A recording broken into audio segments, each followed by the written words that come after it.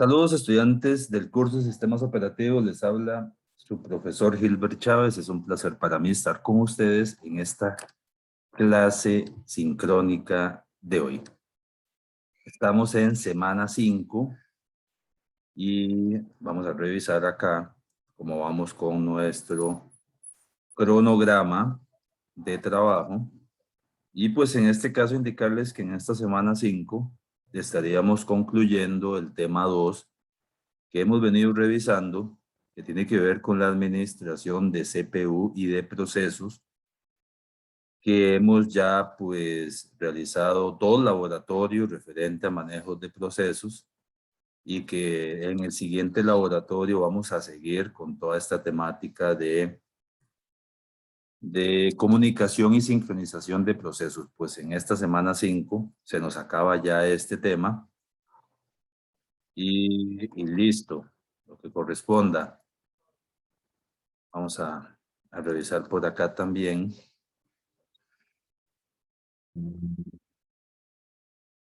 Bueno, vean, repasando acá lo del laboratorio, recuerden ese laboratorio importante, ya por ahí comenzamos a ver lo de la subrutina fork para crear nuevos procesos.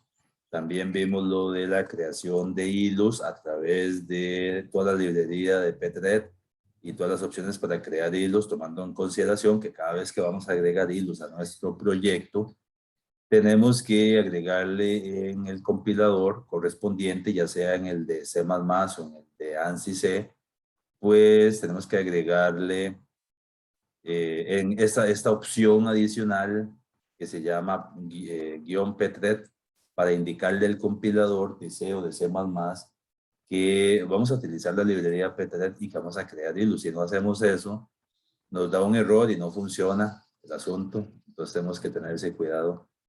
De igual suerte con fork y todas las librerías de Pthread también agregué acá otro actor que es el exec y todas las variantes exec L, exec V, exec LE. Ustedes ahí revisan, ahí googlean y encuentran muchísima información sobre estas librerías, esta familia de librerías, y el exec nos sirve precisamente para poder ejecutar execute, para poder ejecutar un programa externo al ambiente. Es lo que sustituye el llamado a la subrutina system, que es más de consolas de Unix y de Linux en ese caso.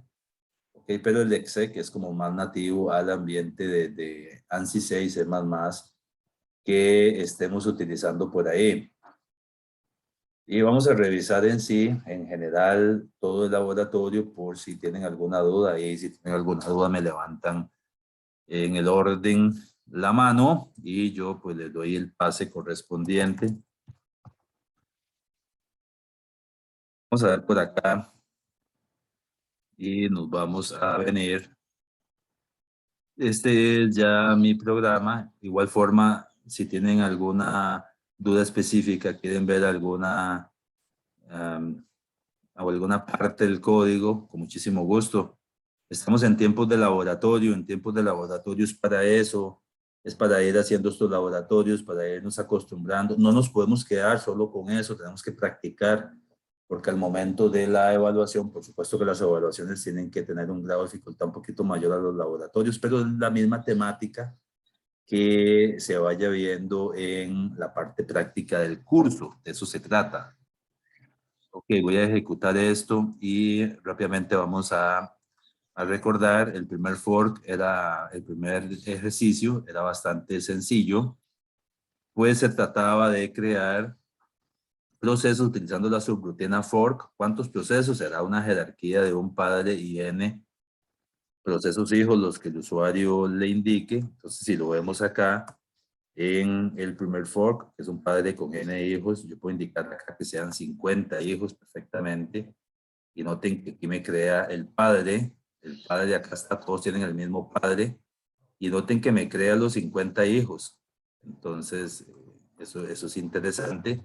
Recuerden que de igual forma con for, yo puedo tener una jerarquía de árbol genealógico, podría tener un padre, hijo, nietos, bisnietos, que cada hijo tenga nietos y que cada uno de los nietos también, que cada hijo tenga hijos, que serían los nietos, y que cada nieto tengan hijos, que serían los bisnietos, y así puedo crear la jerarquía que se desee.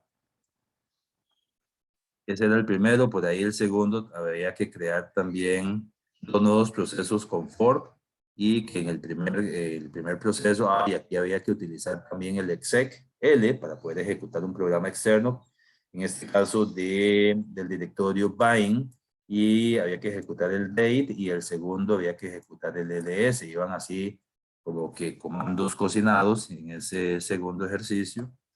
Y acá está el date y acá está el ls con los parámetros que le enviamos y acá nos dice que es el proceso hijo número 2, número 1 y cada uno ejecutó, el 2 el ls, el 1 ejecutó el date y cada proceso tiene un ID único.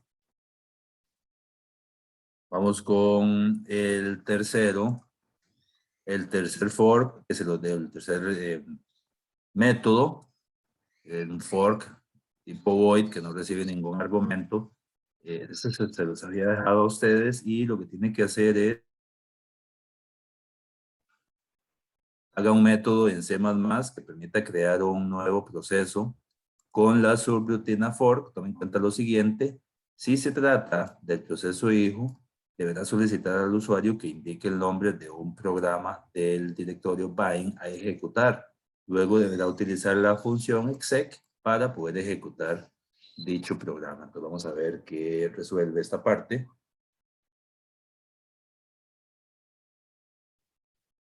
Y listo. Esa era la opción 3.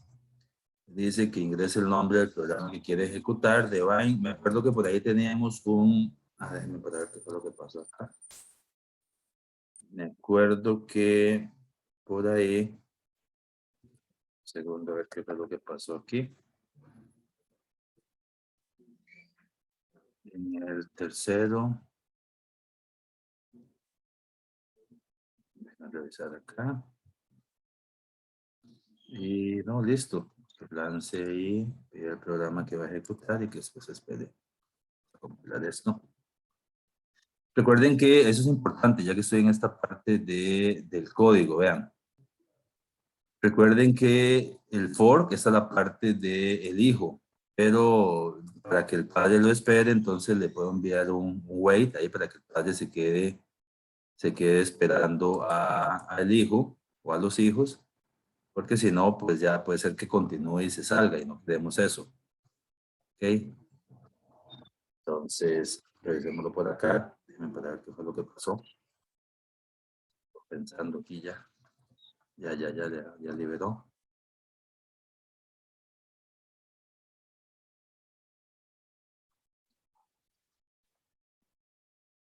Ok, 1 y vamos con 3. Queremos ejecutar un genome characters. Ahí está. Y ahí nos lanzó el programa, caracteres de genome. Y listo. Yo agrego ahí 0 para que se salga y ya. El 4, que era un proceso padre con dos hijos que se quedaban en estado zombie, ya lo habíamos revisado también. ¿Cuántos hijos quiere? Tipo zombie, voy a ponerle poquitos, que sean 5, no, que sean 3 nada más. Y que revisábamos acá por consola con el comando top y nos damos cuenta que iban quedando ahí, bueno, ahorita tienen 57 procesos zombies, entonces de ahí quedó seguramente de pruebas que he estado haciendo, pero bueno, la idea es que acá estos quedan como procesos zombie, que no entiendo por qué ahora me lo está tirando, que es el proceso 3, no sé, esto está como cargado. Así que no reinicié esta máquina y la verdad, no lo reinicié desde que hicimos el laboratorio y dejé la máquina, voy a reiniciarla un segundito para liberar ahí recursos un momento.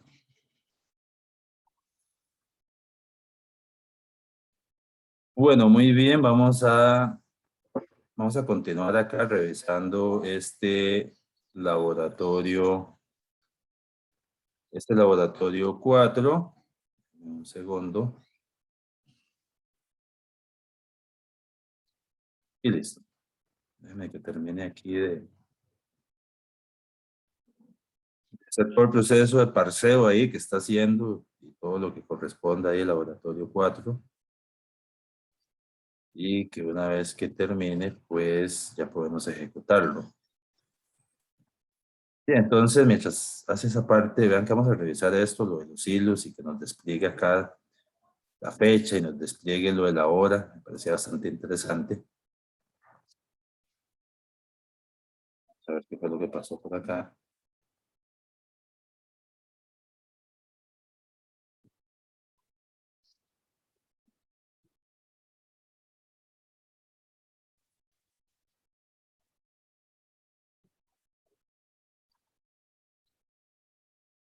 Y se quedó pensando en ese 99% ahí.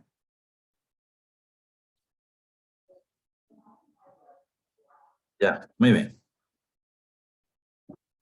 Ok, vamos a revisar. Ya, por dicha. Vamos a hacerle un bill and clean a esto. Haga todo el proceso. Y listo, lo ejecutamos.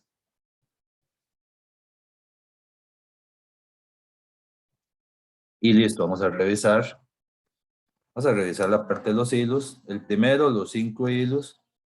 Entonces vean qué interesante, vean esta parte, vean. Aquí está today is, sí, está bien la fecha de hoy, vean, hasta la formateé, la puse bonita acá. 15 del 9 del 2021 y the current time, la hora, perfecto, las 17:20 y 48. Y el hilo 5 por acá. ¿Lo ven? Ese era el 1. Vamos a ver el 2. El 2 era crear 3 hilos que mostrara por consola el valor de una variable global counter y de eso tiene que ejecutarlo el número de interacciones de 100. El primero debería incrementarlo de 5 a 5, el primer hilo, el segundo hilo decrementar el counter de 10 en 10 y el tercero incrementarlo de 30 en 30. Vamos a ver ese.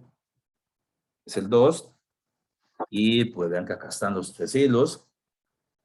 Acá está el primer hilo, este va incrementando, el hilo 2 lo va decrementando de 10 en 10, vea, 2990, 2980 y él lo va decrementando. Cuando llega a 2000, entra el otro hilo sobre el mismo contador, el hilo 1, y este lo va incrementando en 5, 5, 10, 15. Eso lo hace el hilo 1. El hilo 2 lo va decrementando. Y el hilo 3, que es el que está por acá, lo hace de 30 en 30. De hecho, fue el que arrancó el hilo 3. 30, 60, 90. Y listo, todo sobre la misma variable contador. El tercer método que está por acá, lo que tenía que hacer era crear 2 hilos. El primero, incrementar una variable global. Este va a ser infinito. Incrementar una variable global contador. El segundo va a servir para eliminar el primero. Y el tercero lanzará nuevamente esa variable global counter, pero la irá incrementando de 1000 en 1000. El primero lo tenía que ir incrementando de 1 en 1. Vamos a ver ese tercero, que es indefinido. ¿Ves? Y ahí está, en algún momento tiene que entrar el hilo que mata al primero. Ella ya entró y lo mató. De hecho, si revisamos un poco acá el código, vean que se estaba ejecutando el hilo 1, se venía ejecutando, y o entró el hilo 3 o el 2 mató al 1, pero el 3 también se ejecutaba y en algún momento también pues finalizaba su ejecución. Y ahí está. Este es el 3. Después tenemos el 4. El 4 creo que lo habíamos revisado. Lo que tenía que hacer era lanzar un hilo que utilizara también fork y exec. Ya que usamos fork porque con exec ejecuta un programa externo, entonces lo que hace es que la ejecución que viene realizando como que se traslada a la función exec. Entonces cuando finaliza exec, finaliza todo. Pues lo que hicimos fue que creamos un proceso nuevo con fork para que una vez que finalizara exec, lo que finalizara fuese ese proceso nuevo creado con fork y que se quedara en el proceso original para seguir acá en el menú. Eso nos quedó muy claro, ¿verdad? Pues ahí está, el comando PS. Podemos ver los procesos, el estatus de process status. Y listo. Y el 5 era enviarle señales a un proceso contador que se iba a lanzar con exec también. Vamos a ver ese 5, ahí se lanza el contador, en algún momento lo detiene, ahí ya lo detuvo, el siguiente hilo que se lanzó fue el que detuvo el contador, en algún momento continuó, ahí está, y en algún momento lo elimina. Ahí entró el primer hilo que lanzó el contador, el segundo que lo detuvo, el tercero lo continuó y el cuarto que lo acaba de matar. Y listo, ese es el laboratorio. Este es en sí todo el laboratorio 4 que espero les haya funcionado todo muy bien. Bien. Bien, nos habíamos quedado, estamos con este capítulo 2 que tiene que ver con administración de CPU y procesos y veníamos hablando sobre la creación de procesos, creación de hilos, sobre toda la problemática que existe en todo este proceso de comunicación y sincronización de procesos e hilos y llegamos a este punto de los problemas clásicos que se dan en la comunicación y sobre todo en la sincronización de procesos. Y pues acá llegamos a lo que es los problemas, dentro de los problemas clásicos están estos 4, no son los únicos que existen, pero sí son como los más estudiados.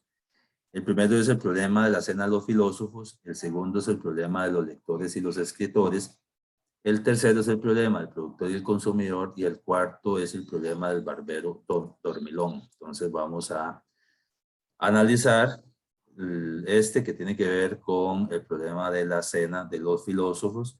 Quizá lo hayan escuchado o no. Es un problema clásico que sirve para analizar más a fondo lo que tiene que ver con la sincronización de procesos. Fue propuesto por Dijkstra en el año 1965, el siglo pasado. ¿Y en qué consiste este problema? Bueno, 5 filósofos se sientan alrededor de una mesa circular.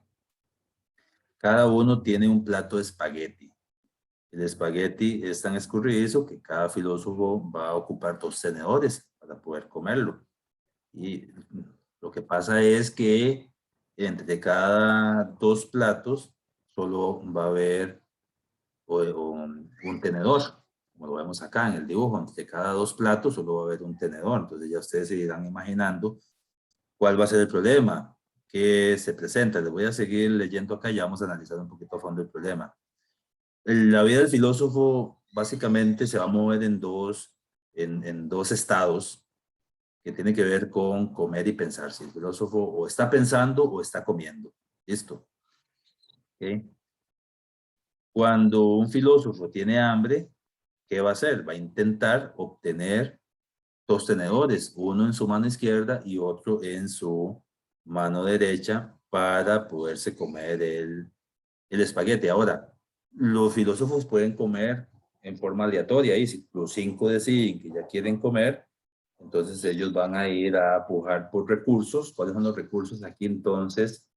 Importantes son los tenedores, porque los platos de espagueti, sí, cada filósofo tiene su plato de espagueti, pero no hay suficientes tenedores para que los 5 filósofos puedan estar al mismo tiempo comiendo. Sí pueden estar al mismo tiempo pensando, pero no comiendo. ¿Ok? Y pues ahí entonces, para lograr obtener esos 2 tenedores, ¿qué tiene que hacer? Tendrá que comer a los filósofos que puedan ahí. Seguramente consecutivos no pueden comer porque vean que entre cada 2 platos de espagueti va a haber solo un tenedor y cada filósofo va a ocupar 2. Entonces tendría que ir alternando. Al rato puede estar comiendo, al rato va a estar pensando. Una solución podría ser esperar hasta que el tenedor especificado esté disponible y el filósofo lo pueda tomar cuando él quiera comer. Pero es parte de ese proceso que se presenta acá. Porque como esto es un problema clásico de sincronización de procesos, nos puede llevar a un término que yo les había dicho, la inanición, que es negarle un recurso en forma indefinida, ¿sí? Y es algo también a ver, de los tres problemas que yo les había mencionado al inicio, tres problemas clásicos de control de procesos, que uno era la inanición, y cuáles eran los otros dos, se los dejo ahí, lo pueden escribir en el chat si alguien se acuerda. Recuerden que ustedes tienen que leer estos capítulos previo a venir a esta clase. Eran los tres problemas clásicos de sincronización o de control de procesos. Y la inanición, pues, es uno de esos. En inglés se llama starvation, por si lo buscan por ahí. Bien, entonces, acá tenemos que resolver ese problema. Este problema de la cena de los filósofos, ya vamos a ir viendo recuerda, los mecanismos para lograr la exclusión mutua, que era el acceso, permitirle el acceso exclusivo a un proceso y que pueda tener acceso a recursos críticos y que entonces pudiera ingresar ahí a su región crítica o a su sección crítica, puede utilizar esos recursos críticos, salirse de esa región crítica y liberarlos. Y como parte de esos problemas vimos varios mecanismos. Uno fue el Mutex, que es utilizar una especie ahí de cerrojo, otros utilizar semáforos, y son de los clásicos para resolver estos problemas, como es la cena de los filósofos, que también en algún laboratorio lo vamos a ir. Por acá hay un pseudocódigo del problema, ¿ok? Vean que si revisamos a fondo este pseudocódigo, nos damos cuenta que acá el n define el número de filósofos que tenemos y después vean que estamos definiendo por medio del preprocesador, definiendo, si se quiere, dos métodos, uno que se va a llamar izquierdo y otro que se va a llamar derecho, left y right, que el izquierdo lo que va a hacer es que me va a permitir o me va a indicar el número del vecino izquierdo de I y derecho me va a indicar el número del vecino derecho de I. Esto es tan potente en C que C nos permite hacer eso, porque para resolver este problema, Tannenbaum nos sugiere ahí un pseudocódigo y en ese pseudocódigo que está en el libro de Tannenbaum, que ya casi les digo dónde está, en qué página, nos ofrece también este avance como parte de la solución y si está ahí pues lo podemos utilizar. Definimos también otras tres constantes, una constante que se llama pensando, que le vamos a poner un valor de 0, el filósofo está en ese estado, son tres estados. Aquí define, aparte de pensar y comer, que son los dos estados clásicos que les dije, un estado más, que es hambriento, que es que el filósofo trata de obtener los tenedores, y comiendo, que es cuando está ahí comiendo. Esto nos ofrece un pseudocódigo de una solución por semáforo, ¿sí? Como les digo, eso es parte de, lo más importante de esto es los métodos. Habrá un método que se llame pensar, que es cuando el filósofo va a estar pensando. Habrá otro método que se llame comer, que es cuando va a estar comiendo el espagueti. Y dos métodos más, uno que va a ser tratar de tomar los dos tenedores que ocupa y el otro método que será devolver esos dos tenedores. Entonces acá este de hecho es tomado eso es una posible solución tomado del libro de Tannenbaum al problema de los filósofos. ¿Okay?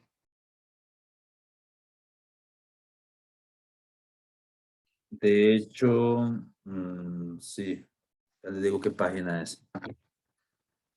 Pero cuando veamos el laboratorio, que tiene que ver con, ese va a ser el laboratorio, probablemente el 6, que tenga que ver con comunicación, todo esto, comunicación de procesos. Aquí hay otro problema también clásico, que es el de los lectores y los escritores.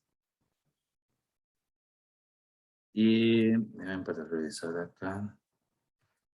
Los lectores y los escritores también, por ahí lo podríamos ver. De este también, al igual que el problema del productor y el consumidor, en el caso de los lectores y los escritores y productor y consumidor, lo que tratan es que va a existir ahí una especie de buffer. En el caso de los productores y los consumidores, que es el siguiente que viene por acá, que va a existir una zona ahí, un buffer, que esa es una zona crítica, y los productores van a ir a colocar objetos ahí al buffer y los consumidores van a ir a consumir lo que esté ahí.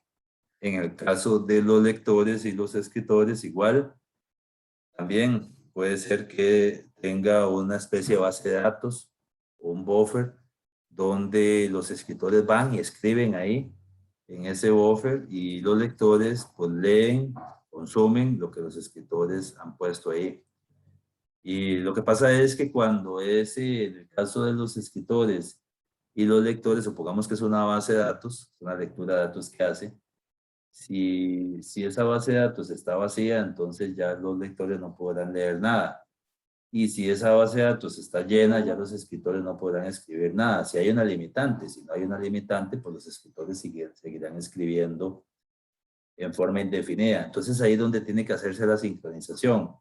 En el caso del productor y consumidor es igual. Si es un buffer y los procesos productores están agregando datos a ese buffer, entonces puede ser de que ese buffer tenga un tamaño finito máximo y que cuando se llegue a ese tamaño máximo ya los escritores no puedan agregar más datos al buffer. Igual los consumidores, si están consumiendo el buffer y si han consumido tanto de que el buffer quedó vacío, ya no podrían consumir y entonces tendrían que irse a dormir en esos momentos, que es parte de esos problemas que lo vamos a ir viendo en los laboratorios. Y lo más interesante es en forma práctica, visual, vamos a ver qué es lo que está pasando y cómo se sincroniza y cómo se puede resolver esto utilizando hilos de ejecución.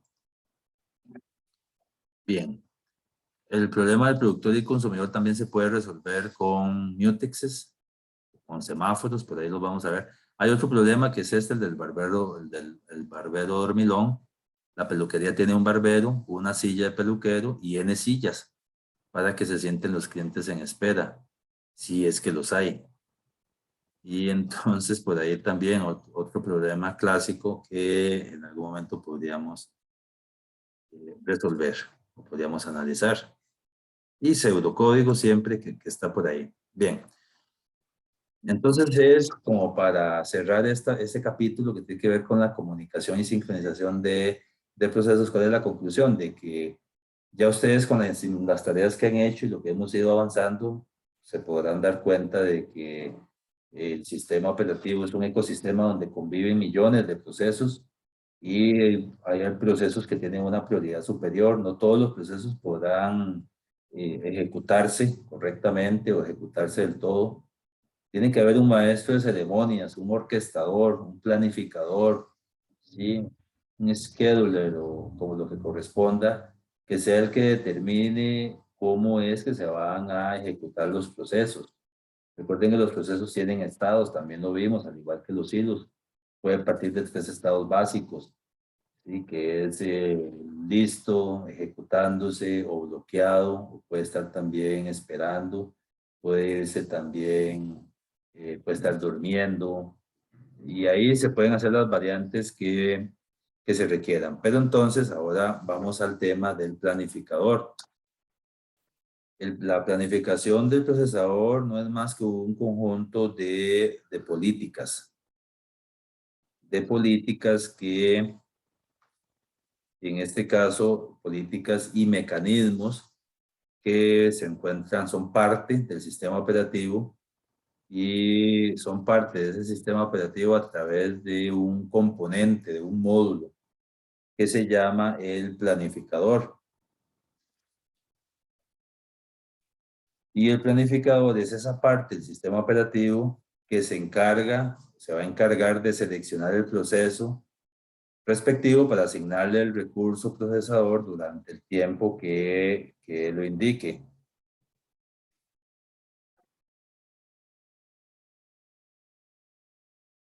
De hecho, también es importante indicarles que muchas de las políticas o cuestiones que se aplican en la planificación de procesos también se aplican en la planificación de hilos. Recuerden que los hilos son procesos, pero más ligeros, aunque algunas son distintas. Que si cuando el kernel administra hilos, por lo general la planificación se lleva a cabo por hilo. y en ese caso va a importar muy poco o nada a cuál proceso va a pertenecer ese hilo. Entonces, por ahí como algunas variantes que se puedan presentar. Ahora, hay objetivos de la planificación. Hay varios objetivos de la planificación que también es importante indicar. La planificación debe ser justa. ¿Qué quiere decir esto? Que pues el planificador tiene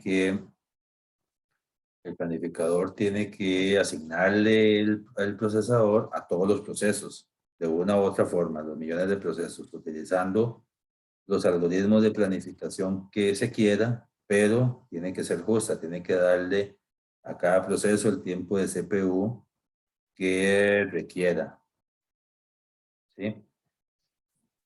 Y siempre también la máxima es eso, es maximizar la capacidad de ejecución, que el procesador esté a tiempo completo ahí y que no esté ocioso. Esa es una máxima siempre que se persigue con los sistemas operativos. Asegurar la prioridad, bueno, equilibrar el uso de los recursos también, que los recursos, a ver, si hay procesos que tienen que utilizar recursos críticos y por lo tanto algún mecanismo para garantizar la exclusión mutua y poder entrar a su región crítica, pues tiene que el planificador, como ese ente, como ese componente inherente del sistema operativo, pues tiene que equilibrar el uso de esos recursos para todos los procesos. Tiene que asegurar la prioridad. Habrán procesos de sistema que tendrán una prioridad más alta con respecto a procesos de usuario. No todos los procesos tienen la misma prioridad. Bueno, el planificador, a través de algoritmos de planificación, que todos vamos a ver, es el que debe de asegurar de que se cumpla, si es del caso o si aplica, la prioridad con la que viene cada proceso. Y dar preferencia a procesos que mantienen recursos claves también. Habrá procesos, pues, que son procesos críticos y que llevan ventaja sobre otros procesos.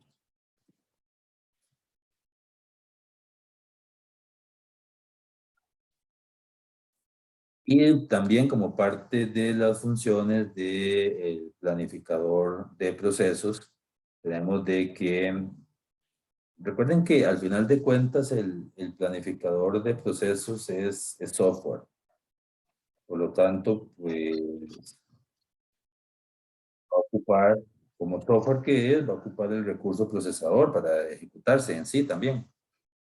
Y después de ahí, el planificador de procesos tiene algunas funciones principales: llevar el control del estado de cada proceso, decidir qué proceso va a utilizar el procesador y durante cuánto tiempo. Ve qué importante, qué proceso va a utilizar el procesador y durante cuánto tiempo. ¿Cómo va a hacer esto? Con algoritmos de planificación previamente definido que después él podrá combinar y que lo vamos a ver ya en las filminas siguientes de cuáles son por lo menos los más conocidos.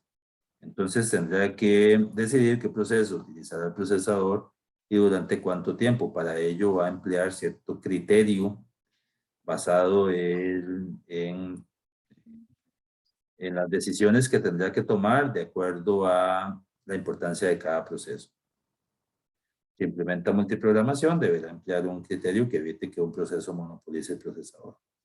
Asignar el procesador al proceso, restableciendo el contexto de la ejecución del proceso y por donde hubiese quedado. Recuerden que un proceso, a ver, la mayoría de los procesos no se ejecutan de una sola vez. Puede ser que haya procesos que son muy grandes o puede ser de que durante la ejecución ese proceso tuvo que ser interrumpido porque por muchas circunstancias, una de ellas pudo haber sido de que ingresara a un proceso con una prioridad más alta, otra circunstancia pudo haber sido que ocurrió algún tipo de fallo, entonces el sistema tuvo que recuperarse a fallo y para eso tuvo que lanzar algunos procesos críticos y ese proceso no pudo ejecutarse de una vez porque hubo que sacarlo de la utilización del procesamiento para darle pase a otros. ¿Okay? Pero sí, cuando el proceso se vaya a ejecutar, seguramente quedó un registro de por dónde se estaba ejecutando. Recuerden que existe el PCB, que es el Process Control Block, o el bloque de control de procesos, donde les había también indicado en clases anteriores de que guarda información relacionada al proceso. Retirar el procesador al proceso, guardando el contexto de la ejecución de dicho proceso para luego poder restablecerlo. Recuerden que ese contexto de ejecución se almacena en ese Process Control Block del proceso que en este caso estará retirando. También el planificador como software, por lo tanto, pues él también está ejecutando. Recuerden esa parte. Y en ese ejemplo que estamos viendo ahí, que bueno, la A significa que el proceso está activo, PA es que es el proceso A, proceso B y el planificador. El planificador, al final de cuentas, él va a llevar una línea de tiempo y los procesos se irán ejecutándose en esa línea de tiempo. La A significa que está activo, la B significa que está bloqueado o que se bloquea, y la C, y P significa que está preparado. Entonces, ahí lo que estamos suponiendo es que en esa línea de tiempo que empieza en cero, el proceso A va a llegar en ese instante de tiempo cero, llega ahí, el primer proceso. De hecho, en ese instante de tiempo cero, si nos ponemos a ver ahí, llegó A y seguramente también B, otros procesos. Pero llega en ese instante cero, realiza una llamada al sistema bloqueante, cada milisegundo, por llamarlo de alguna forma, y listo. A ver, el detalle de cómo va a ser la ejecución, ya se lo voy a explicar con los algoritmos para que ustedes lo puedan entender mejor. Vamos a ver acá, y ahora sí, como para ir entendiendo estos algoritmos de planificación de procesos. El primer algoritmo de planificación de procesos que vamos a ver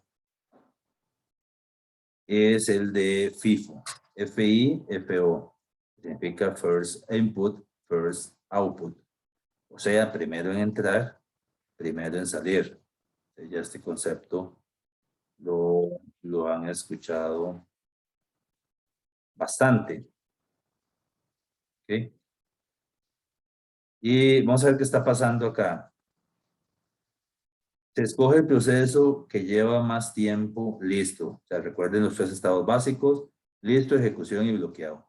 Entonces, en este caso, en este algoritmo FIFO, primero que entra, primero en salir, recuerden que esto va a funcionar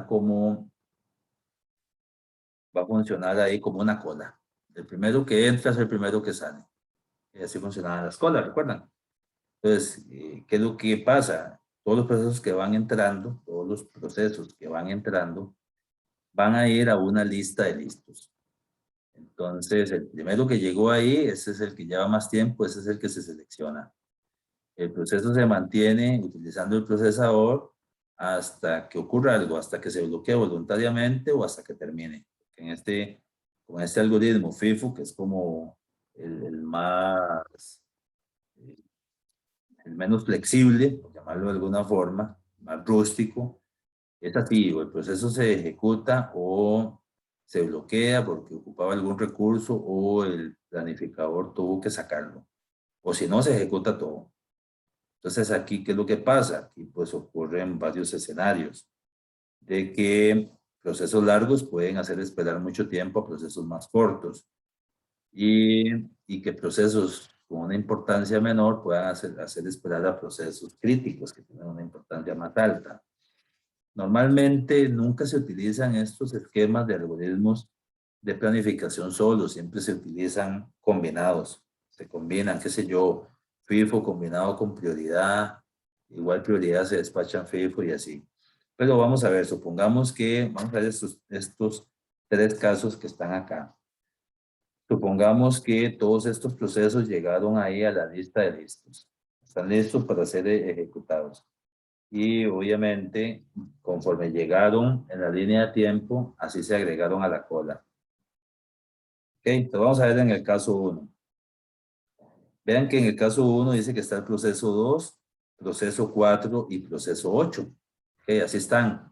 Así como aparecen ahí, supongamos que están en esa lista de procesos. O sea, primero está el proceso 2, en la lista de procesos, después está el proceso 4 y después está el proceso 8.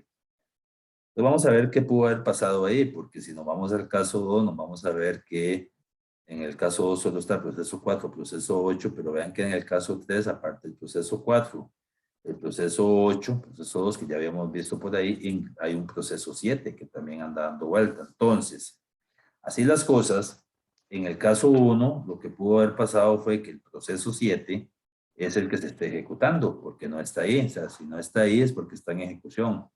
Los procesos que están ahí en esta lista son los que están preparados para ser ejecutados, preparados para ser despachados en forma FIFO, o sea, conforme se fueron agregando a la cola.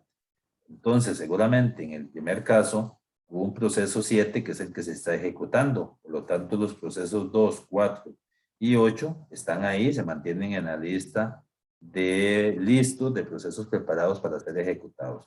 Pero nos vamos al caso 2. Seguramente en el caso 2, que solo aparecen los procesos 4 y el proceso 8, entonces lo que pudo ver, y ya no aparece ni el proceso 7, ni aparece el proceso 2, en el segundo caso, pues ¿qué fue lo que pasó? Seguramente el proceso 7 se bloquea, ya sea al realizar una operación de entrada y salida, una operación Waze sobre algún semáforo, alguna operación de ese tipo, él tuvo que bloquearse porque se quedó esperando ahí, se quedó esperando por alguna operación de entrada y salida, por algún recurso que no poseía. Entonces tiene que bloquearse. ¿Ok? Y el proceso 2 es el que pasa a ejecutar la CPU, la unidad central de procesamiento, o sea, pasa a ejecutarse. Pues por eso en el caso 2 ya el proceso 2 no aparece porque es el siguiente. Vean que de acuerdo ahí a la cola de procesos es el siguiente que estaba ahí en la lista para ser ejecutado, para ser llamado. Entonces ya lo llaman, pasa a ejecutarse. El proceso 4, que es el siguiente que queda ahí en la cola, el proceso 8 y el proceso 7 se bloqueó porque estaba esperando algún recurso, porque recuerden que en el caso 1 el proceso 7 era el que se estaba ejecutando. Entonces, si ese proceso 7 que se estaba ejecutando no terminó de ejecutarse porque el planificador lo sacó por algún evento que se le haya acabado, qué sé yo, aquí voy a utilizar una frase que ya vamos a ver, su quantum, que es como la cantidad, su quantum de tiempo, debió haber regresado ahí a la cola. De hecho, debió haber regresado después del proceso 8, ¿sí? Porque sale de utilizar el procesador y va a la cola y entonces va de último. No es que no salgo, yo voy de primero porque yo me estaba ejecutando. No, no. Vaya, haga fila y va de último. Pero no, se bloqueó porque no aparece ahí, se bloqueó esperando algún recurso. Este es el caso 2. Y el caso 3, que les estoy mostrando ahí, ¿qué pasó ahí en el caso 3? Que ahora vean que sigue apareciendo el proceso 4, el proceso 8, pero ahora aparece el proceso 7, que no estaba en el caso 2. Bueno, ¿qué fue lo que ocurrió? Dichosamente ocurrió un evento. Se terminó alguna operación de entrada y salida, alguna operación de signal ahí, y eso permitió que se desbloqueara el proceso 7. Entonces, al desbloquearse el proceso 7, porque ya los recursos que él ocupaba están disponibles, entonces ya pasa de ese estado bloqueado y pasa listo. Le dice, no, vaya, ya los recursos que estabas esperando están disponibles. Anda a hacer fila otra vez para que en algún momento te vuelvan a pasar. Es como cuando uno está haciendo alguna fila y entonces lo pasan, pero no, mira, estamos esperando X, Y o Z recursos. Entonces quédese por aquí un momentito, ya. Y dice, ay, no, ya está disponible todo, ya pasó de una vez. No, es que estoy atendiendo a esta persona, va, lléguese a la fileta otra vez. Entonces va de nuevo a hacer la fila, eso está pasando ahí en ese caso 3. Y por eso ese proceso 7 que estaba bloqueado regresa a la lista de procesos preparados para ser ejecutados y que van a ser despachados en forma FIFO. ¿Ok? Ok, entonces, este algoritmo quizás es el más simple de todos los algoritmos de planificación. Y entonces vamos a ver que normalmente, por ser tan simple, no se utiliza solo, sino que muchas de las veces o en muchas ocasiones se tiene que utilizar combinado. Vamos a ver el siguiente caso. El siguiente algoritmo. Entonces, el primer algoritmo es el FIFO, primero en entrar, primero en salir. El proceso que pasa a utilizar la CPU, se ejecuta todo el proceso, de inicio a fin. No se va ejecutando por partes, se ejecuta todo, a menos de que el planificador, el scheduler, lo bloquee. Schedule también, a veces es scheduler, schedule, quieran pronunciarlo, de que lo bloquee por darle prioridad a un proceso más importante, más crítico, por X, Y o Z razones. Luego tenemos el siguiente algoritmo de planificación, que es este, que es el shortest job first, o sea, primero el trabajo más corto, o el trabajo más corto primero. ¿Quieran verlo? Shortest job first. Cuando se activa cuando se activa el planificador, ¿qué es lo que hace? De esa lista de listos que estaban ahí de procesos disponibles para ser ejecutado, el planificador va a elegir el proceso que tenga menor duración, por eso se llama shortest job first, primero el trabajo más corto. Entonces va y revisa y dice, el que tenga un estimado de tiempo de ejecución más corto, que vaya a ocupar menos tiempo el procesador, es el que se va a ejecutar o el que le vamos lo vamos a enviar a ejecución.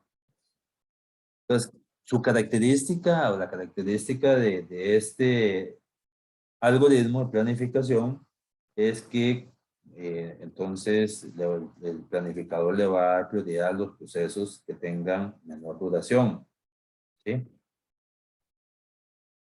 Y pues ahí ya lleva una ventaja sobre el FIFO, es que minimiza el tiempo promedio de finalización de un proceso que con el FIFO se dispara. Entonces vamos a ver aquí, vamos a analizar aquí este ejemplo. Supongamos que tenemos estas 4 tareas, ¿sí? Vamos a tener un proceso A con un tiempo de ejecución, es un tiempo estimado de ejecución de 8. Un proceso B con un tiempo estimado de ejecución de 4, un proceso C con un tiempo estimado de ejecución también de 4 y un proceso D con un tiempo estimado de ejecución también de 4. O sea, el proceso A va a ocupar 8 milisegundos, por llamarlo de alguna forma, para ejecutarse. El proceso B va a ocupar 4, el proceso C va a ocupar 4 y el proceso D va a ocupar 4. Y la pregunta es, calcule el tiempo promedio de finalización. Calcule el tiempo promedio de finalización. Ok, entonces, si lo ejecutamos utilizando el algoritmo FIFO, es decir, conforme los procesos se fueron agregando ahí a la cola de procesos, ¿qué sería? Esto primero que estoy aquí demarcando. La ejecución tendría que ser así. Primero va a ejecutar el proceso 4, el proceso A, que dura 8 milisegundos. Después va a ejecutar el proceso B, que dura 4 milisegundos. Entonces, el proceso A se va a ejecutar, si tenemos una línea de tiempo, se va a ejecutar entre 0 y 8.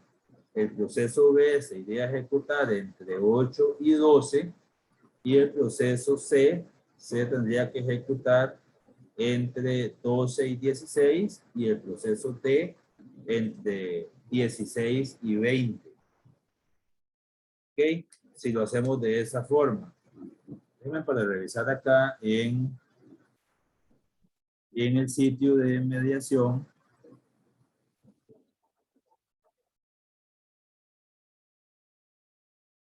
Déjenme para revisar acá en el sitio de mediación.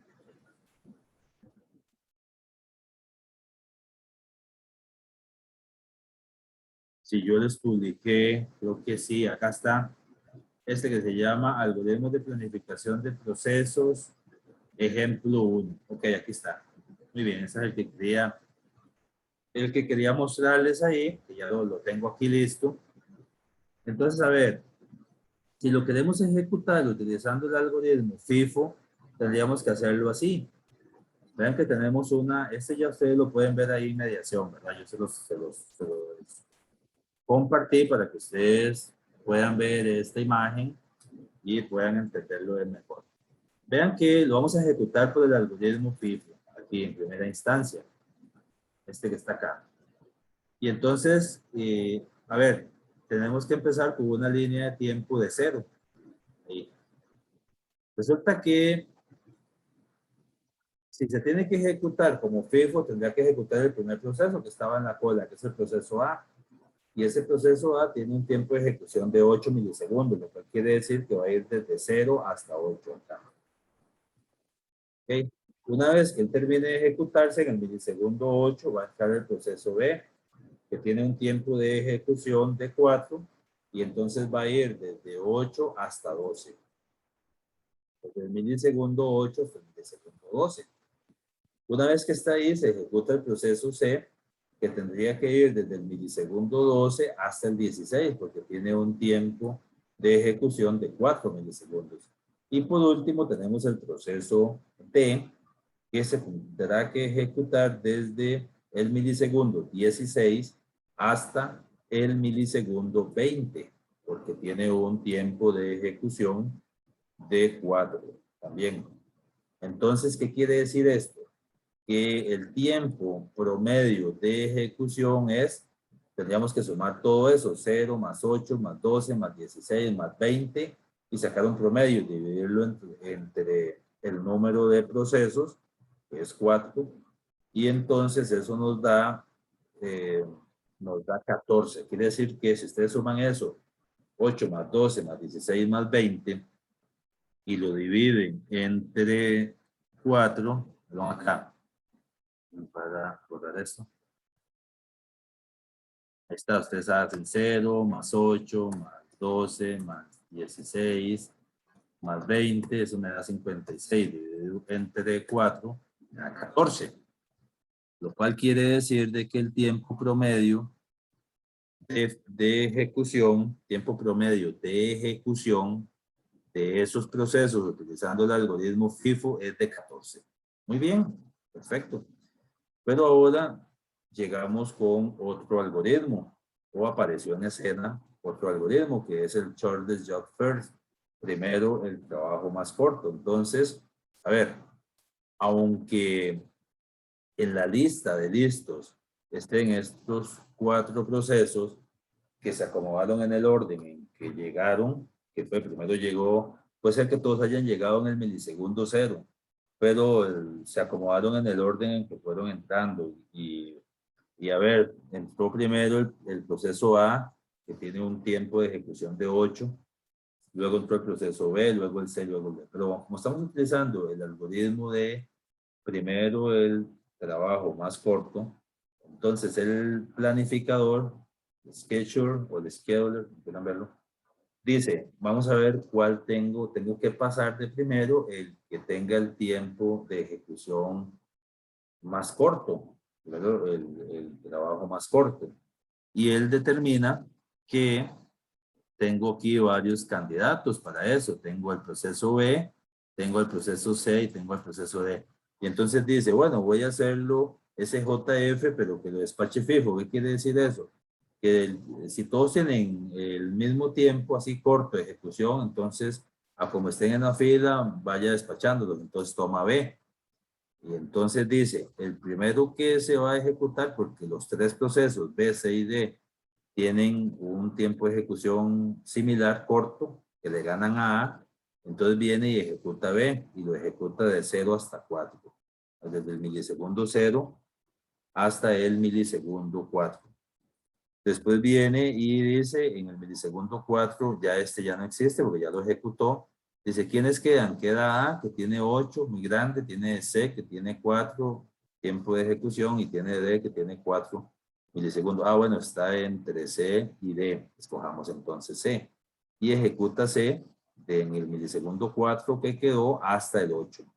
Cuando ya llega al milisegundo 8 y que ya ejecutó C, dice, ¿quiénes quedan? Queda el proceso A, que tiene un tiempo de ejecución de 8 milisegundos, y tiene el proceso D, que tiene un tiempo de ejecución de 4. Y dice, bueno, escojamos el proceso D, que es el más pequeño, que tiene 4. Entonces viene y dice, se había quedado en el 8, 8 más 4 ejecuta el proceso D, ya que había ejecutado C, había ejecutado B, ahora ejecuta D, va de 8 hasta 12, y listo, y ya están estos. Dice, ¿quién quedó? Solo quedó A. Ah, ok, entonces ejecútese.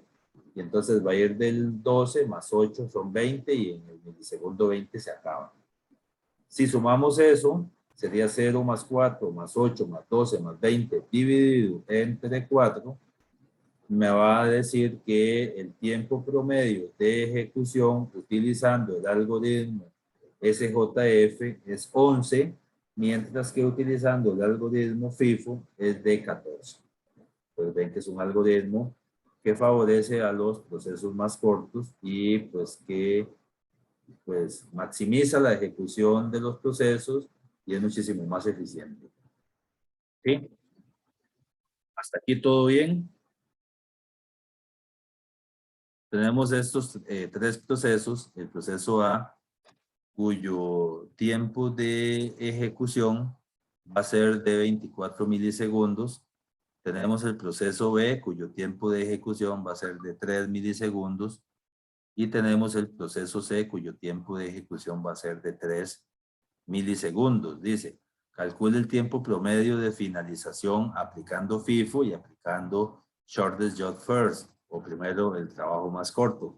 Si lo hacemos por FIFO, pues tendríamos que tomar 24, que va a ir de 0 hasta 24, que dura el primer proceso, más 27, porque el segundo proceso va a ir de 24 hasta 27, más 30, porque el tercer proceso que dura 3 va a ir de 27 a 30 y eso dividido entre 3 me va a dar 27 milisegundos. En cambio, si lo hacemos con SJF, va a cambiar porque dice, tengo estos tres posibles candidatos a ejecución, que son el proceso A, el proceso B y el proceso C. Dice, ¿cuál es el que tiene el menor tiempo de ejecución? Bueno, son dos, puede ser B o puede ser C. Como él lo despacha en el orden en que están ahí alineados, toma B. Y dice, ok, B se va a ejecutar de 0 a 3. Luego se va a ejecutar, ya este se ejecuta. Luego se va a ejecutar C, que va a ir de 3 a 6, pues más 6. Luego se va a ejecutar A, que va a ir de 6 y como dura 24 hasta 30. Entonces hay que sumar 3 más 6 más 30 dividido entre 3 y eso me va a dar 13 milisegundos utilizando SJF contra los 27, vean que es más del doble, 13 y 13, 26, utilizando FIFO. Entonces en este ejemplo vemos que SJF pues sigue siendo muchísimo más eficiente. Veamos un tercer caso. Veamos un tercer caso que es este ejemplo 3. Dice, calcule el tiempo promedio de finalización utilizando FIFO y utilizando SJF. ¿Okay?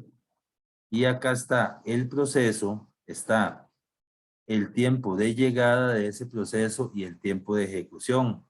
Entonces, en este caso, sabemos que el proceso A, cuyo tiempo de llegada fue en el milisegundo 0, tiene un tiempo de ejecución de 2, va a requerir 2 milisegundos para ejecutarse. Que el proceso B, que también llegó en ese milisegundo 0, tiene un tiempo de ejecución de 4. Y que el proceso C, que llegó en el milisegundo 3, ¿qué diferencia? Tiene un tiempo de ejecución de 1. El proceso D, que llegó en el milisegundo 3, tiene un tiempo de ejecución de 1 y que el proceso E, que llegó en el milisegundo 3, tiene un tiempo de ejecución de 1. Vamos a ver si yo les agregué acá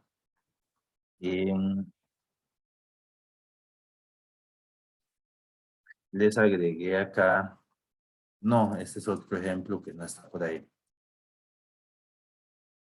Ok, este todavía no.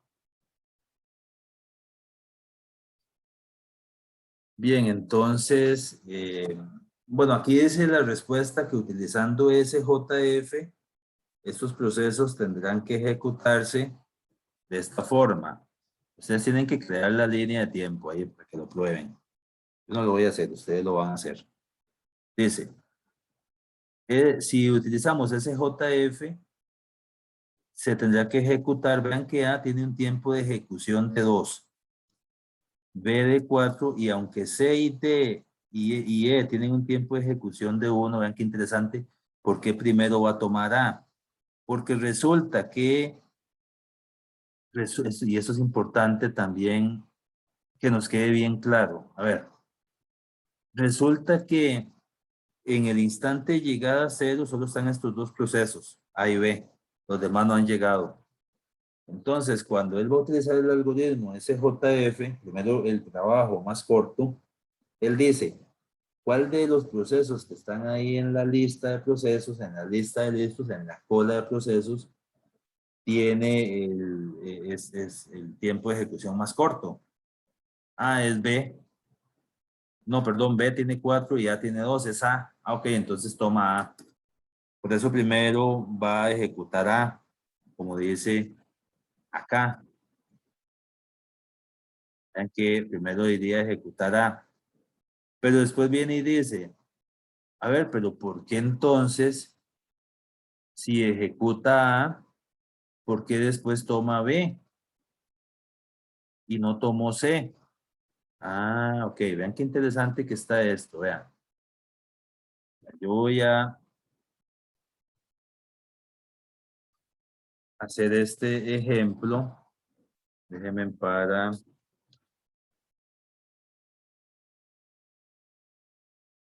un segundo.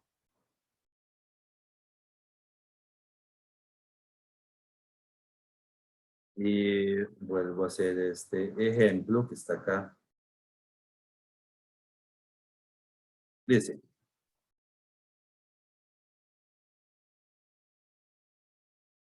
vamos a tener que hacer una línea de tiempo. Voy a hacerla aquí mismo para tener el ejemplo acá y que podamos entenderlo.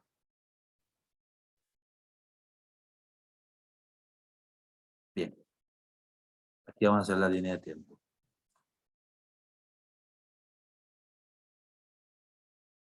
Y en esa línea de tiempo vamos a decir que nuestro partimos del milisegundo cero. ¿Ok? Entonces, cuando estamos ahí en el milisegundo cero, solo están estos dos procesos, A y B, porque el instante de llegada es cero. Los demás procesos no han llegado.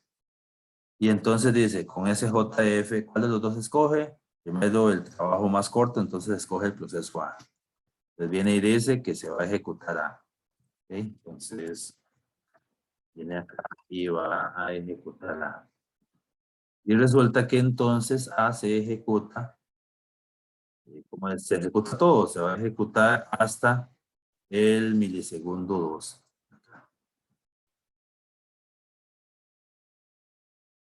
¿Okay? Es el milisegundo 2, que es hasta donde llegó. Hasta ahí se ejecutó A. ¿Okay?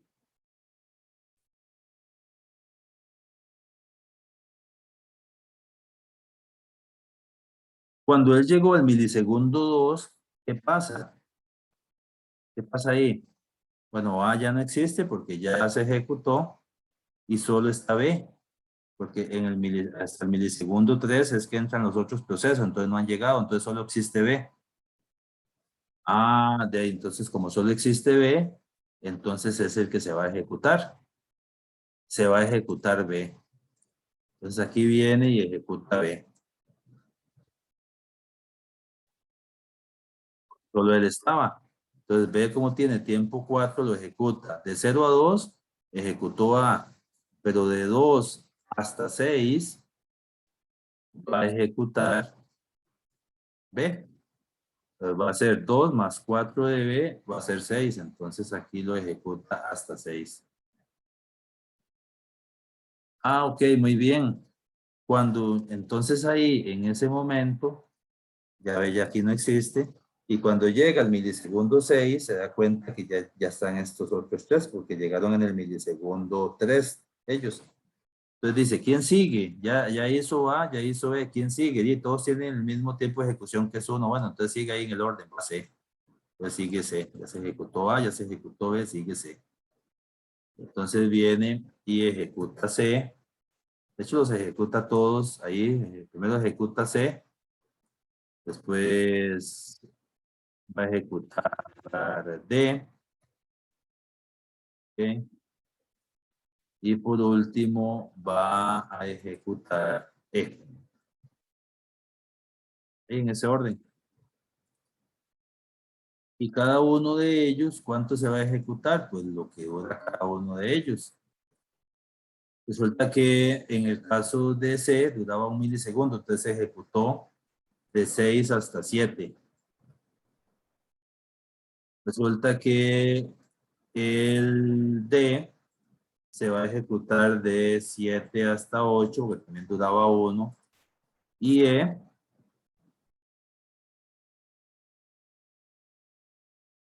se va a ejecutar de 8 a 9. Entonces viene y dice, se ejecutó B desde 2 hasta 6, porque 2 más 4 son 6. En el milisegundo 6 ya se acabó B. Y resulta que como C, D y E entraron en el milisegundo 3, ya están todos. Dice, ¿quién sigue? Todos tienen el mismo tiempo de ejecución. Ah, bueno, escójalos ahí en orden. Entonces va C. Y C viene y dice, de 6 se ejecuta 1, va hasta 7. En 7 se acabó C. ¿Quién sigue? Ah, ok, sigue D.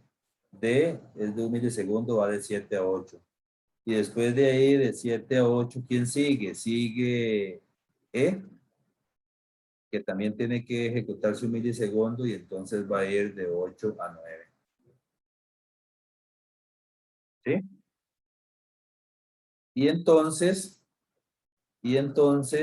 que así sea 0, 2, 6, 7, 8 y 9. Y al final, pues entonces lo que hay que hacer es sacar ahí el promedio y eso nos va a dar 6.4. Usted saca un promedio para el tiempo de ejecución. Yo,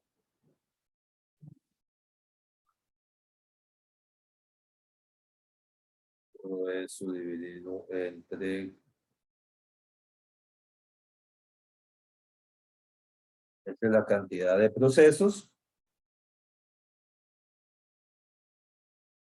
que son 5, 32, 2, 6 más 0 más 2 más 6 más 7 más 8 más 9, suma 32. Se lo pueden sumar ahí. Y eso dividido entre la cantidad de procesos que son 32 dividido entre la cantidad de procesos que son 5 me da 6.4. Entonces quiere decir que utilizando SJF el tiempo promedio sería 6.4. Pero si utilizamos FIFO, ¿ok? Entonces ustedes ahí tendrían que hacerlo y se van a dar cuenta que es mayor de 6.4. ¿Sí? Y voy a guardar esta filmina para poder ir publicárselas. Estos apuntes, esta imagen ya con esa tablita que le agregué. Voy a guardarla acá. Ah, ya la había guardado. Ahí se las publico. No sé si tienen alguna pregunta. El tercer algoritmo es, ya vimos FIFO, primero en entrar, primero en salir. El SJF, Shortest Job First, que es primero el trabajo más corto. El siguiente algoritmo es este que se llama SRT, que es el Shortest Remaining Time First o Next, que es el tiempo restante más corto. Tiempo restante más corto. ¿Ok? Entonces vamos a ver cómo funciona este algoritmo de el tiempo restante. Vean que es Shortest, el SRT o SRTN. La N puede ser de Next o de First.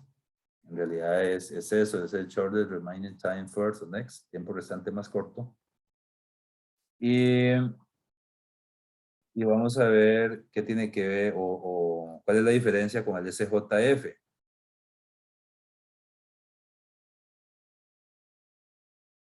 Con este algoritmo, el planificador siempre selecciona el proceso cuyo tiempo restante de ejecución sea el más corto.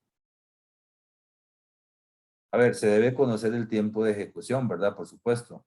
¿Y cuál es la diferencia con el SJF? El SJF, una vez que comenzó a ejecutarse, se va a ejecutar hasta que finalice. Pero si el algoritmo que está utilizando es este, el SRT, SRTN, como quieran verlo, tiempo restante más corto, lo que hace el planificador es que pasa el proceso que corresponda a ejecución, el tiempo restante más corto. Pero mientras está ejecutando cada milisegundo, él tiene que ir y checar los procesos que están ahí para ejecutarse.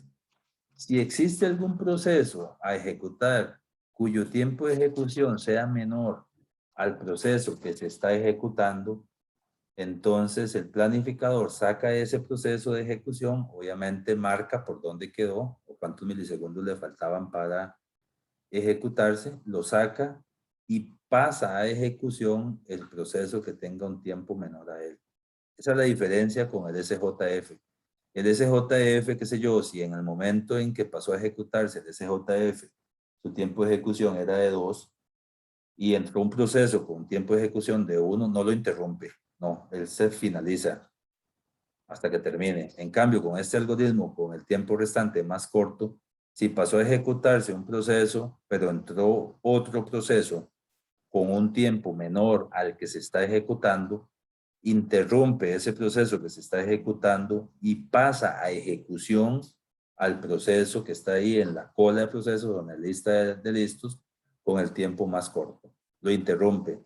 Eso sí, pues tiene que dejar una marca de por dónde quedó ejecutándose para que después cuando ese proceso reanude, se ejecute lo que le falta y no tenga que empezar desde cero. Pero esa es la diferencia. Vamos a verlo con el ejemplo y después vemos las dudas que ustedes puedan tener. A ver. Dice, veamos este ejemplo. Tenemos los procesos, el proceso A. El instante de llegada de ese proceso A fue 0. ¿Ok? Tenemos el proceso y su tiempo de CPU es de 8. Tenemos el proceso B, cuyo instante de llegada o tiempo de llegada fue en el milisegundo 1. Y su tiempo de procesador es de 4 milisegundos, o de CPU. Tenemos el proceso C, su instante de llegada es 2 y su tiempo de CPU es de 9. Y tenemos el proceso D, cuyo tiempo de llegada es milisegundo 3 y tiempo de CPU es de 5. Entonces, si eso lo ejecutábamos como SJF, para hacer una analogía, vamos a analizar primero este por SJF. Voy a encerrarlo acá, este acá. Entonces, ¿cómo se tendría que ejecutarse? Bien, tendría que ejecutarse así. Él viene y analiza, dice que en el milisegundo 0 solo está A. Solo él existe. En este instante, cuando él viene y dice, ¿cuál proceso voy a ejecutar? ¿Cuántos procesos tenemos? Solo está A. Ah, bueno, entonces si solo está A, pues ejecútese. Y ya se va a ejecutar desde 0 hasta el milisegundo 8. Se va a ejecutar todo por ese JF. Cuando llega el milisegundo 8 ya llegó todo mundo. Y entonces ahora sí, ¿cuál es el siguiente proceso más corto? Ah, bueno, es B, que tiene 4.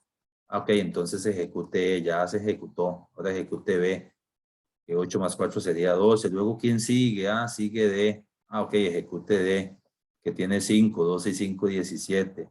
Después, ¿quién sigue? C, que tiene 9. Ah, ok, 17 más 9, 26. Y ya. Y entonces, utilizando SJF, el tiempo promedio de ejecución va a ser 1575 milisegundos. ¿Ok? 1575, ahí está. Pero ¿qué pasa si vamos a utilizar el tiempo restante más corto o el shortest remaining time, next o first, el SRT o SRTN? Él viene y dice, lo analiza diferente, viene y dice, ¿cuál proceso tengo disponible en el milisegundo 0? Solo A. Ok, comienza a ejecutarse. Pero inmediatamente en el milisegundo 1, él viene y hace un censo. Él dice, bien, ya voy por el milisegundo 1, cada milisegundo. ¿Llegó alguien más? Dice, sí, sí, sí, sí, sí, sí. Sí, ya llegó alguien más. Llegó este otro proceso que es B. Ah, ok, ¿cómo se comporta con respecto al que se está ejecutando? Vea que A ejecutó un milisegundo, por lo tanto a él dice, bueno, es que a le faltan 7, no es que los 8, no, porque ya le quita el que ya ejecutó. Dice, es que el proceso que se está ejecutando tiene una duración de 7 ahora en el milisegundo 1. Y el proceso que entró tiene una duración de 4. Ah, es más pequeño. Ok, entonces deja una marca de qué le falta por ejecutarse, lo saca, lo vuelve a tirar a la lista de procesos a ejecutarse y pasa a B a ejecución, porque B tenía un tiempo restante más corto que el que se estaba ejecutando. Y entonces comienza a ejecutar B. Entonces, él lo interrumpió acá en el milisegundo 1, aquí en esta línea de tiempo acá, pasó a ejecutar a B. Y en el milisegundo 2 vuelve a censar. Entonces ejecuta B, lo ejecuta un milisegundo y vuelve a censar, pero no pone la marca acá, sino que nada más censa. Ya que en el caso de A sí puso la marca porque ya salió. Pero entonces en el caso de B, en el milisegundo 2, vuelve a censar. Y dice, ¿qué está pasando con los procesos? Dice, milisegundo 2, ya llegó otro proceso. Ah, ok, ok, ok.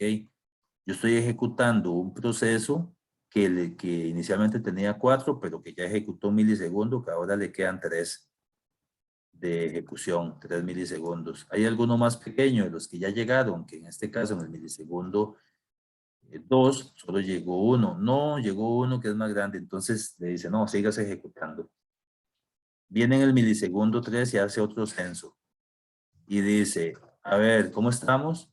Porque este proceso que se está ejecutando, este proceso que se está ejecutando, que es el proceso B, en el milisegundo 2 le faltaban 3, ahora en el milisegundo 3 le faltan 2 de ejecución. ¿Hay alguno más pequeño? Y entonces le dice, no, el que entró tiene un tiempo mayor. Ok, entonces sigas ejecutando. En el milisegundo 4 lo detiene, ¿entró algo más? No, entonces no, ejecútese. Y ya, se terminó de ejecutar. Entonces se termina de ejecutar B, que tenía tiempo de 4, y llega hasta 5. En 5 ya, él acá en 5 se termina de ejecutar. Y cuando ya está en el milisegundo 5, ya todos los demás llegaron, todos los procesos ya llegaron. Entonces dice, bueno, vamos a ver qué es lo que está pasando. Bueno, aquí ya B ya no existe porque ya B se ejecutó. Entonces ya B no existe ahí. Y al proceso A sí le faltaban 7 de ejecución. ¿Ok? Y ya el proceso B ya no existe. Entonces dice, cuando están 5, bueno, de los que quedan, ¿cuál es el más pequeño? Bueno, a le quedan 7, a C le quedan 9, a D le quedan 5, sigue D. Ok, entonces ejecútese. Y obviamente él en el milisegundo 6 vuelve a censar, pero como no llegaron ningún proceso nuevo, entonces ejecuta todo D. De 5 y tenía 5 de ejecución, entonces lo ejecuta hasta 10. Y en 10, pues acá en 10 ya se ejecuta el proceso D y le dice, ¿quiénes quedan? Ya de ella se ejecutó. Quedan 2 procesos. Queda A, que tiene 7, que era lo que le restaba, y tiene C, que tiene 9. Ah, bueno, vea, pase A, pero vea que A lo pasa con el tiempo que le faltaba, que son 7. Y obviamente él en el milisegundo 11 vuelve a censar. Como no ha llegado nadie más, entonces ejecuta todo lo que le faltaba a A, los 7 milisegundos restantes. Por lo tanto, llega hasta aquí, hasta el 17, ya se ejecutó A. Esto es una línea de tiempo. Y cuando ya se termina de ejecutar A, dice, bueno, ya se ejecutó, ahí los 7 que le faltaban. ¿Quién queda? Queda C, entonces se ejecuta C y como ya no hay nadie más, C se va a ejecutar de los 9 milisegundos, 17 y 9, 26. Y entonces ahora sí, él viene y dice, ok, ya tenía por SJF, que era 1575, vamos a ver por el tiempo restante más corto. Dice, es 0 más 1 más 5 más 10 más 17 más 26. Dividido entre el número de procesos, que son 4, me da 1475. Entonces me gané 1 milisegundo. Y ustedes dirán, eso es poco para lo complejo que es el algoritmo, que tiene que estar yendo a censar a ver si no hay proceso nuevo. Pero bueno, es 1 milisegundo que me gané ahí, imagínense en millones de procesos. O en cantidades más grandes ya no sería 1 milisegundo, sino pues que sería tiempo, que aquí vale oro. Y entonces nos hemos dado cuenta que en algunos contextos puede que sea mejor el SRT, el tiempo restante más corto con respecto al SJF, que es muy bueno. A ver, en esta ocasión el SJF nos falló porque en el instante de llegada a cero, en el tiempo de llegada a cero solo estaba A, y aunque era un proceso grande, largo, duró los 8 porque no había nadie más, y cuando una vez que empieza a ejecutarse, se ejecuta todo. Aquí sí le ganó el SLT. Puede ser que en otros escenarios donde todos los procesos entraron en el mismo instante de llegada, o sea, en el mismo tiempo, quizás los dos algoritmos sean igual de buenos, el SJF y el SLT, ¿sí? Pero pues importante saber entonces cuál es la diferencia con este. Entonces, a ver, para que nos quede bien claro, la diferencia del SRT con respecto, o el SRTN con respecto al SJF, es que en el caso del SJF, una vez que el algoritmo pasó a ejecutarse, primero el tiempo restante, el algoritmo más pequeño pasó a ejecutarse, ya no lo interrumpe, se ejecuta, perdón, una vez que el proceso más corto pasó a ejecutarse por medio de ese algoritmo de SJF, no le interrumpe, el planificador no le interrumpe su tiempo de procesamiento, sino que se ejecuta todo. Sin embargo, en el caso del SRT, sí va censando cada milisegundo, y si encuentra que en la lista de procesos listos para ejecución hay algún proceso con el tiempo más corto el que se está ejecutando, interrumpe el proceso que se está ejecutando y le da paso al proceso que tiene un tiempo menor. Esa es la diferencia. Bien.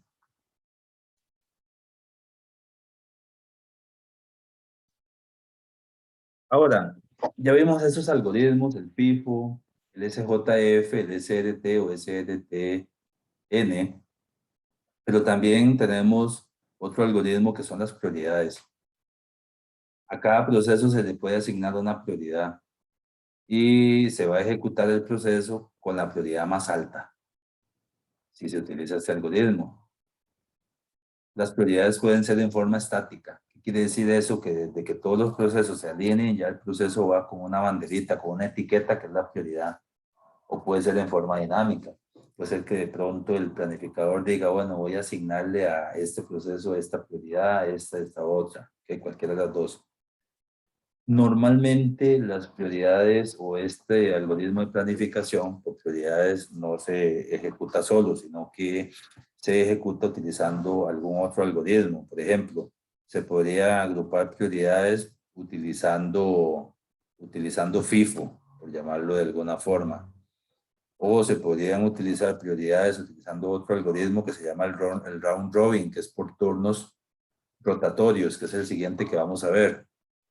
Pero normalmente prioridades no va solo, sino que va asociado a algún otro algoritmo.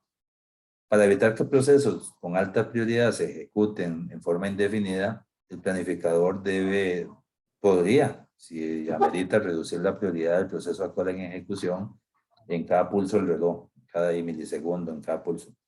Unix, por ejemplo, tiene un comando que se llama nice. De hecho, ustedes pueden ahí a través de la consola darle ese comando que se llama nice, y lo que hace ese comando es que permite al usuario reducir en forma voluntaria la prioridad de su proceso. Obviamente nadie lo va a utilizar, pero existe. Es legacy, es heredado ahí ese comando nice. Ahí tenemos un ejemplo de un algoritmo de planificación con clases de prioridades. Vean que, por ejemplo, en el primer caso es prioridad 4. Esa sería la prioridad más alta, y ahí hasta la prioridad 1, que sería como la prioridad más alta. Ahora, puede ser que se establezca que la prioridad 1 es la más alta, más bien, que la prioridad 4, que sean 4 clases de prioridades, y que la 4 es la más baja. Puede ser que se tengan tres tipos de prioridades, y que la prioridad 1 sea la más baja y que la prioridad 3 sea la más alta, o que la prioridad 1 sea la más alta y que la prioridad 3 sea la más baja.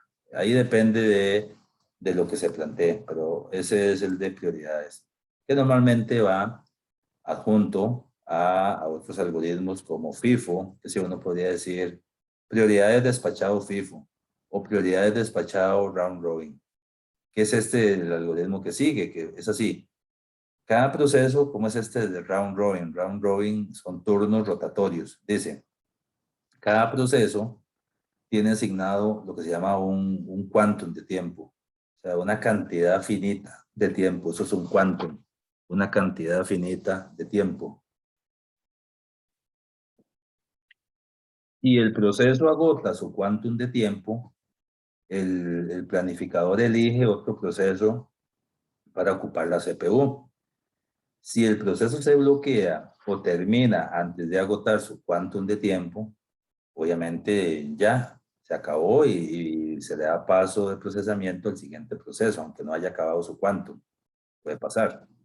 Puede pasar que un proceso duraba 5 milisegundos y por un tema, no sé, de planificación se le asignó 10 milisegundos de quantum de tiempo, pues él se va a ejecutar de 0 a 5, que es cuando finalice. El resto de tiempo que le quedaba ahí ya se acabó, muere ahí y pasa al siguiente proceso.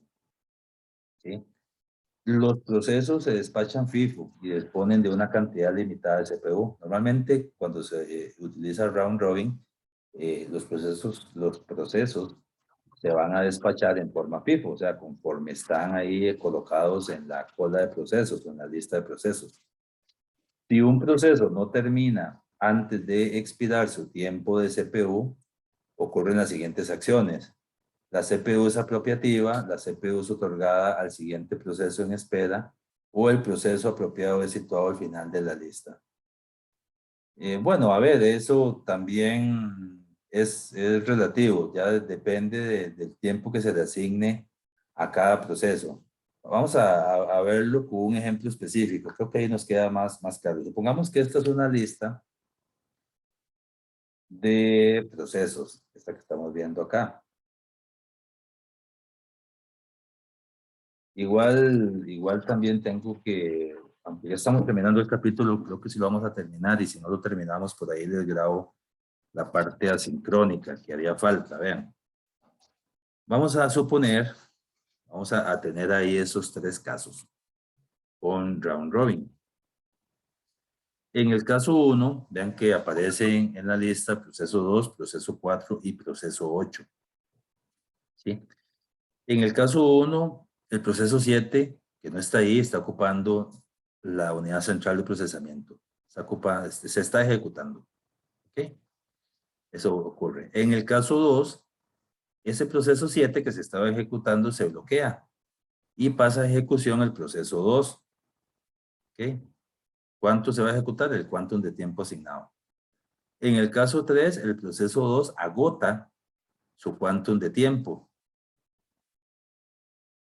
Por lo tanto, pasa al final de la lista de procesos. El proceso 4 ocupa la CPU y pues entonces al final va a quedar en el caso 3 el proceso 8 y el proceso 2 que se estaba ejecutando, pero que no finalizó su ejecución, sino que se le acabó su quantum de tiempo. Y un proceso 7 que no aparece ahí sigue bloqueado.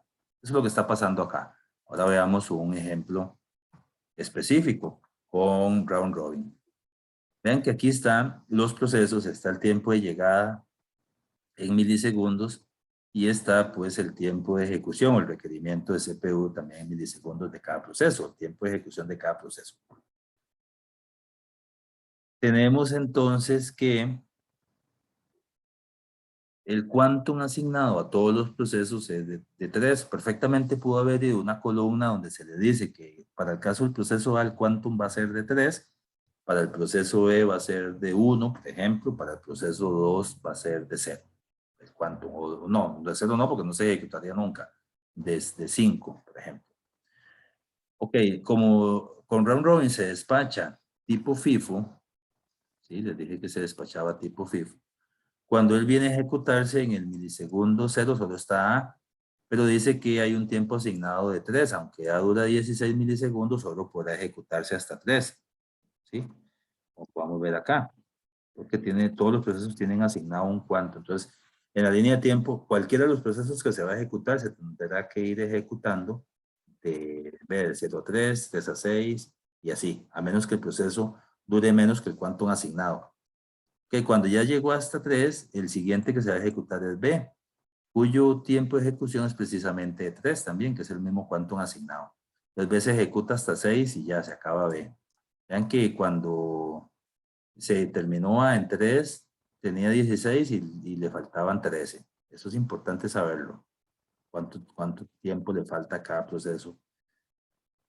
¿Cuánto tiempo le resta de ejecución? Luego, una vez que ya se ejecutó B, que sí finalizó, que es en el milisegundo 6, ya llegó C también, pero C, su tiempo de ejecución es de 2, aunque el quantum es de 3, C se ejecuta de 6 hasta 8 y no hasta 9, porque su tiempo de ejecución es de 2.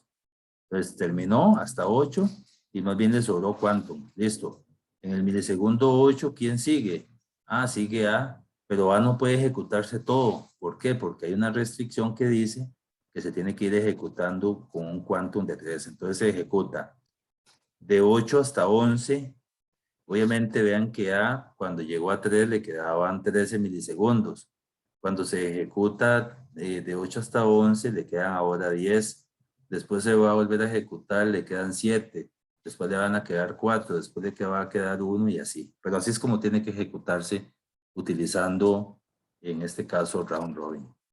Creo que está bien claro esta ejecución. ¿Sí?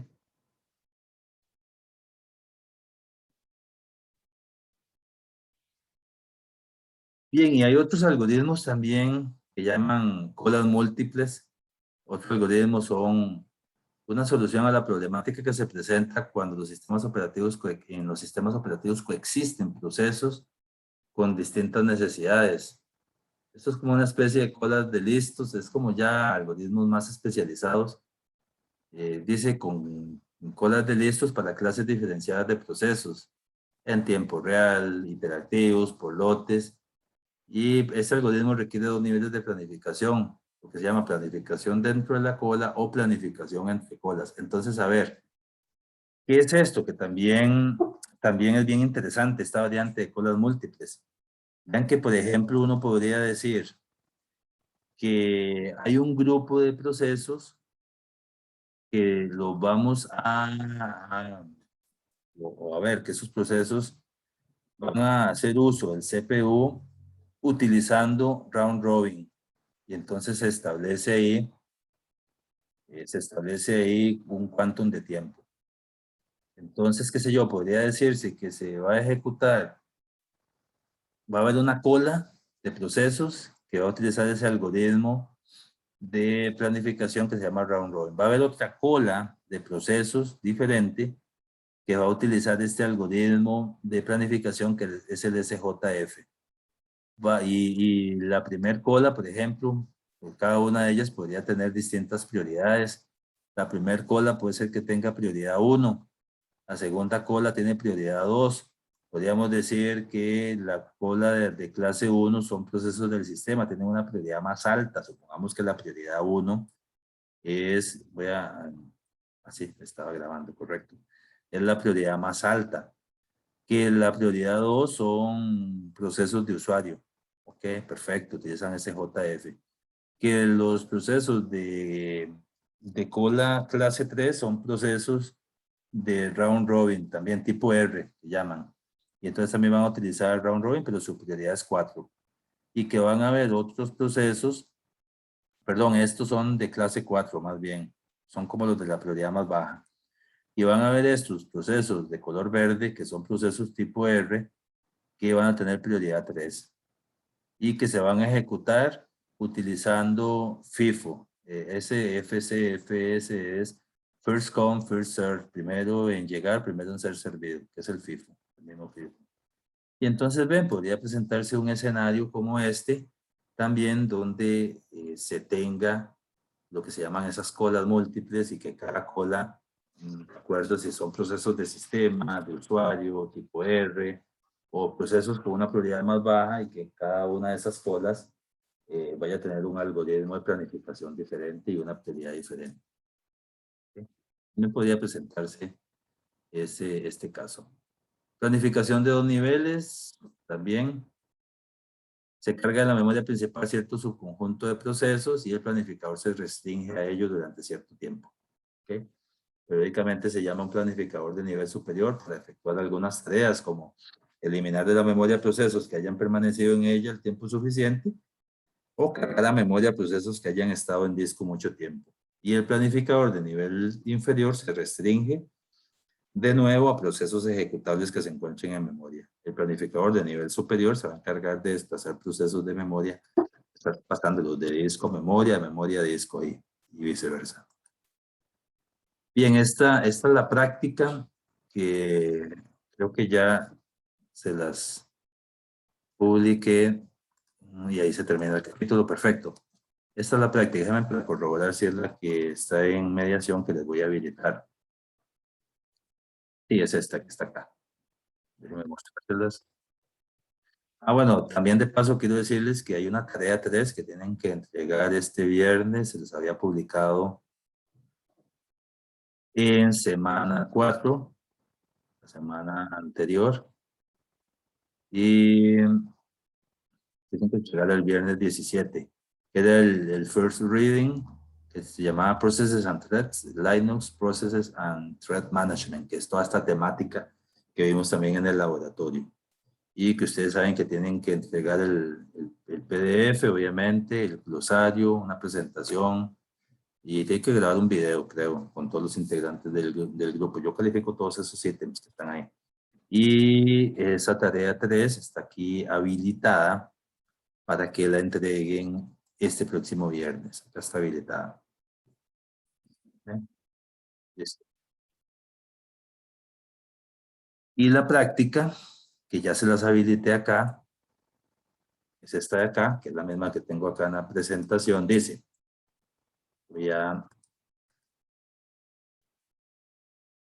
dice así, ahí están los procesos A, B, C, D, está el tiempo de llegada, el proceso A llega el proceso A y B llegan en el tiempo 0.